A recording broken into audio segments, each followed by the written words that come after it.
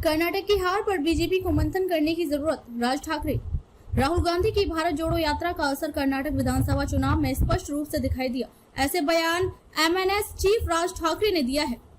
आपको बता दें कि राज ठाकरे महाराष्ट्र में थाने जिले के दौरे पर हैं, जहां पत्रकारों से मुखातिब होते हुए राज ठाकरे ने कहा कि कर्नाटक में विरोधी दल की जीत नहीं बल्कि सत्ताधारियों की हार है।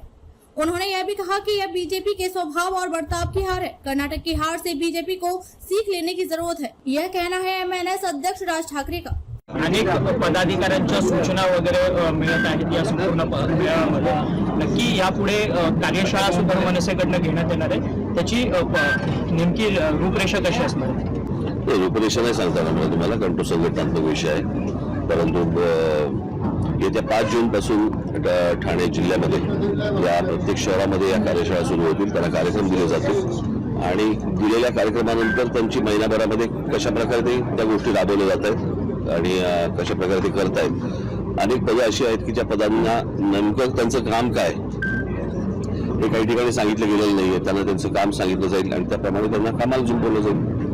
सर, काल कर्नाटकांच्या निवडणुकींचा निकाल लागलेला आहे। काल सपाटून भाजपने तिथे मार खाल्लेला आहे, काँग्रेसची मुसंडी तिथे आपल्याला पाहायला मिळते। एकंदरीतच या संपूर्ण विजयाकडे काँग्रेसच्या आणि एकंदरीतच भारतीय राजकारणात म्हणजे देशाच्या राजकारणावरती होणारे पुढे परिणाम याकडे तुम्ही कसं पाहता सर? काय मी मागे माझ्या एका भाषणामध्ये मी म्हटलं होतं की विरोधी पक्ष हा कधी जिंकत नसतो, सत्ताधारी हरत असतात।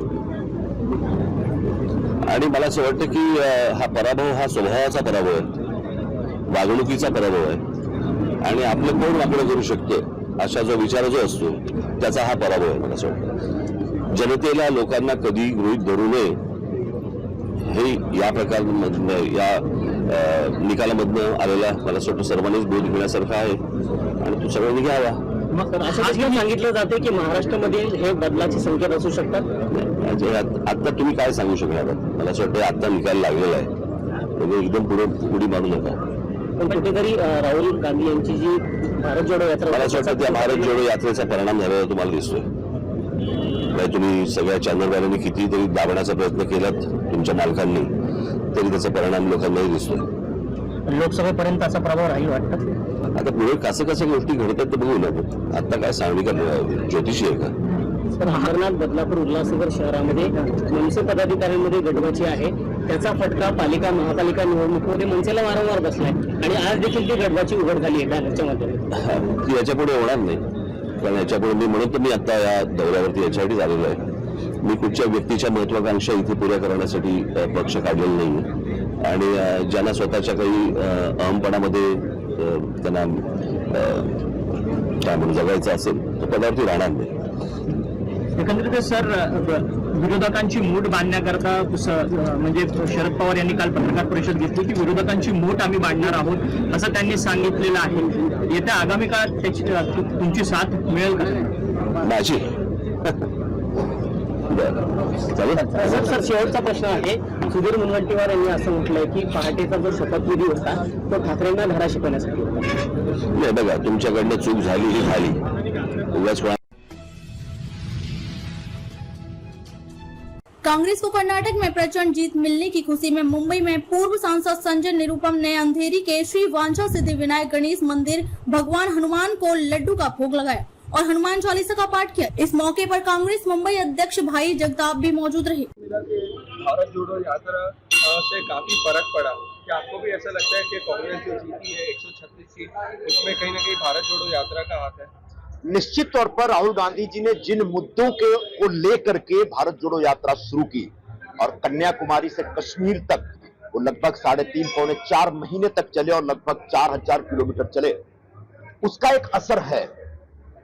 खासकर कर्नाटक में लगभग 550 किलोमीटर वो चले थे और 20-21 दिनों तक उनका मुख्य मुद्दा क्या था?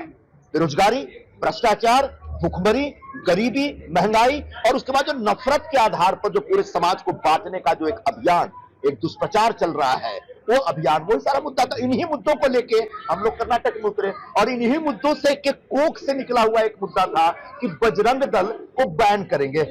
और जब बजरंग दल को बैन करने की बात हुई तो उसको हमारे प्रधानमंत्री जी ने स्पिन करते हुए कहा कि ये बजरंग बली को बैन करना चाहते हैं।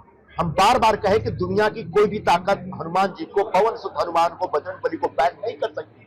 आखिरकार बजरंगबली के खिलाफ जो दुष्प्रचार चलाया गया बीजेपी की तरफ से, उसका नतीजा बीजेपी को ही भोगना पड़ा और हनुमान जी का गदा बीजेपी को ही झेलना पड़ा। ऐसे में हनुमान जी के प्रति अपना आदर प्रकट करने के लिए, अपनी श्रद्धा प्रकट करने के लिए हनुमान चालीसा का पाठ करते हुए हम लोगों ने हनुमान जी को कहा है कि दुनिया में कोई आपको बैन नहीं कर सकता। हम सब सदियों से आपकी पूजा करते आ रहे हैं, आगे भी पूजा करते रहेंगे, हनुमान चालीसा का पाठ करते रहेंगे। बहुत बहुत शुक्रिया, नमस्कार।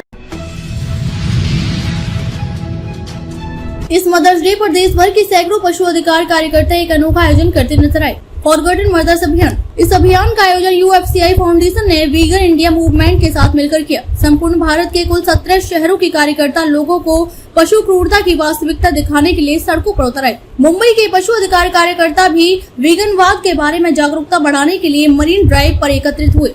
ऐसी कई भावनाएं हैं जो केवल मनुष्यों तक ही सीमित नहीं है, बल्कि उन जानवरों द्वारा भी अनुभव की जाती हैं, जो बिल्कुल हमारे जैसे ही संवेदनशील प्राणी हैं। मातृत्व की भावना उनमें से एक है। जानवर भी हमारी ही तरह अपने बच्चों की परवाह करते हैं। वे अपने बच्चों की रक्षा करने की भी कोशिश करते हैं और अपनी संतान को खोने पर दर्द का अनुभव करते हैं। इस आयोजन के माध्यम से कार्यकर्ताओं का उद्देश्य गैर मानव पशु माताओं की पीड़ा को उजागर करना था। महिला कार्यकर्ताओं को मुर्गियों, बकरियों और भैंसों के मुखौटे पहने देखा गया, जिनके हाथों में मैं भी एक माँ हूँ जैसे संदेश लिखी तख्तियां भी थीं। मादा प्रजनन प्रणाली के शोषण पर पशुपालन उद्योग फल फूलता है। अरबों जानवरों को अस्तित्व में लाया जाता है क्योंकि हम मांस, डेयरी और अंडे की मांग करते हैं। हम शायद ही कभी उस दर्द की परवाह करते हैं जो जानवरों को हर एक दिन सहना पड़ता है। श्वेता सावला कार्यक्रम के आयोजक तब अपनी ने कहा, ऐसे कई 17 शोध हैं जो स्वीकार करते हैं कि मनुष्य सिर्फ वनस्पति आधारित आहार पर स्वस्थ रह सकते हैं और ऐसा आहार पशु उत्पादों की तुलना में पर्यावरण के लिए अधिक अनुकूल होता है। डेयरी उद्योग के एक सामान्य चलन को प्रदर्शित करने के लिए 2 कार्यकर्ताओं ने खुद को कुछ दूरी पर बांध लिया, जिसमें एक ने माँ भैंस का मुखौटा और दूसरे ने बछड़े का मुखौटा पहना हुआ था। डेयरी उद्योग में हर साल गायों और भैंसों को कृत्रिम गर्भाधान के जरिए जबरदस्ती गर्भधारण कराया जाता है और उनके बछड़ों को उनका दूध पीने से रोकने के लिए उनसे दूर कर दिया जाता है। नर बछड़ों को मार दिया जाता है क्योंकि वे दूध नहीं दे सकते। दूध उत्पादन बंद करते ही भैंसों को मांस या चमड़ी के लिए काट दिया जाता है। डेयरी उद्योग की वजह से भारत गोमांस और चमड़ी के प्रमुख निर्यातकों में से एक है। एक कार्यकर्ता मुर्गी का मुखौटा पहने हुए था और मैं भी एक माँ हूँ संदेश के साथ एक तख्ती पकड़े हुए था। मुर्गियां आमतौर पर 10-12 अंडे देती, लेकिन अंडा उद्योग द्वारा उन्हें प्रति वर्ष लगभग 200 अंडे देने के लिए मजबूर किया जाता है। वे छोटे पिंजरे में कैद होती हैं और डीबेकिंग जैसे मानक चलन बेहद क्रूर है, कहा देवांग करवेकर, स्वयं सेवक। लोग स्ट्रीट डॉग्स की पीड़ा को नजरअंदाज कर विदेशी नस्ल के कुत्तों की मांग करते हैं। ब्रीडर्स जबरदस्ती कुत्तों को कृत्रिम प्रजनन करवाते हैं और उनके बच्चों को बेचते हैं। बाजार में बिकने वाली सभी माताएं अपना पूरा जीवन उत्पीड़न में और बार बार गर्भवती होने में बिताती हैं। विदेशी नस्ल के कुत्तों की मांग पूरी करने के लिए उनसे बच्चे छीन लिए जाते हैं। यह जरूरी है कि हम सड़क के साथी जानवरों को अपनाएं और उन्हें खरीदकर कृत्रिम प्रजनन का समर्थन न करें। जब हम किसी जानवर को किसी भी तरह से इस्तेमाल करते हैं या खाते हैं, तो हम उनकी पीड़ा के लिए भुगतान कर रहे होते हैं और हमारी लगातार बढ़ती मांग को पूरा करने के लिए और जानवरों को अस्तित्व में लाया जाता है। मदर्स डे पर इन कार्यकर्ताओं ने लोगों से आग्रह किया कि वे सभी प्रजातियों की माताओं के साथ सहानुभूति रखें, उनके शोषण में अपनी भागीदारी बंद करें और वीगन बने। कई दर्शकों ने कहा कि यह कार्यक्रम आंखें खोल देने वाला था और कार्यकर्ताओं के कुछ सवालों ने उन्हें उनकी नैतिकता पर सवाल उठाने पर मजबूर कर दिया। आज तुम्ही इथे सर्व जमलेला आहात, नेमका इथे जमण्यामागे उद्देश काय आहे, काय कारण आहे तुम्हाला तुमचे एकत्र येण्यामागे? आजचा स्पेसिफिक उद्देश म्हणजे आज मदर्स डे म्हणजे आईचा दिवस आहे, मराठीमध्ये आपण म्हणतो. तर आई आम्ही फक्त असं जेव्हा मदर्स डे म्हणतो तर आपल्याला वाटतं फक्त माणसाची आई असते, पण कुठलाही जनावर, कुठलाही पशु आहे त्यांची पण आई असतात ना. एक आई आला तेव्हा त्याचा बाळ आला, तेच असतात पशु आणि त्याची आई. तर त्यामुळे आम्ही जे व्हीगन आता इथे लिहिलंय, व्हीगन म्हणजे आम्ही कुठलाही पशु पदार्थ घेत नाही. कुठलाही पशु या खायच्या ह्याच्यात असेल, या घालायच्या ह्याच्यात असेल, या एंटरटेनमेंटच्या आम्ही झूला जातो ते पण काहीच नाही. म्हणजे व्हीगन म्हणजेच की पशु पदार्थाला जो विरोध करतो. आज आम्ही मदर्स डेला इथे उभे आहे की आम्ही हे जे आई असते त्यांना आपण विसरलोय, की दुसरी जे पशूंची आई असते त्यांना आपण विसरलोय. आता आपण जेव्हा दूध बोलतो तर दूध एक कोण देतो? एक आईच देते ना. असं नाही की गाईच देते. गाय जेव्हा आई बनली, त्याचा बाळ होईल, त्याच्या बाळासाठी दूध देते. पण आज आपण एवढा इंडस्ट्री बनवून ठेवली दुधाची, फक्त दूध नाही, त्याचे पदार्थ पण एवढे आपण खातोय, इंडियामध्ये एवढे खातात, ते येतात कुठून? तर अंडा आपण बघतो, तो अंडा कोण देतो? हे मुलगी फक्त नाही देत, आई देते. आई जेव्हा अंडा देते तर त्या अंड्यातून ते असतो ते बाळ येणार आहे ते वेगळं. आणि आता आपण ते अंड्याच्या इंडस्ट्रीमध्ये जे मेल बाळ असतो तो अजून त्याला हे माहिती नसतं लोकांना की मेल बाळ असतो ते अंड्याच्या इंडस्ट्रीचं कायच कामाचं नसतं. तर जेव्हा पैदा होतो त्याच दिवशी त्याला ग्राइंडरमध्ये टाकतात. हे लोकांना माहितीच नाही, मला पण नाही माहिती. पण मी 20 वर्ष खात आलो जे पण आहे, मी पण महाराष्ट्रीयन आहे, मी पहिल्यापासून खात आलो.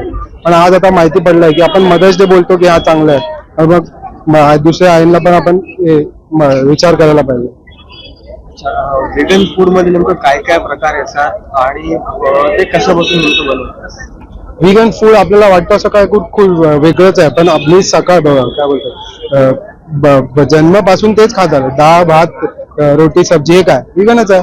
जे आपण इंडियामध्ये तर स्पेसिफिकली आता बघायला गेलो तर जे पण आपण पहिल्यापासून खातोय हे भाजी डाळ भात ते सगळं व्हिगनच आहे. आता ते खूप वेगवेगळे पदार्थ आलेत व्हिगन स्पेसिफिक, म्हणजे तुम्हाला काय तसं म्हणजे मीठ खायचं आहे तर त्याचा पण वेगळा एक आता मॉक मीठ करून येतो ते की तुम्हाला फक्त त्याचा टेस्ट पाहिजे, तुम्हाला क्रेविंग होते ते खायची, तर ते पण अवेलेबल आहे.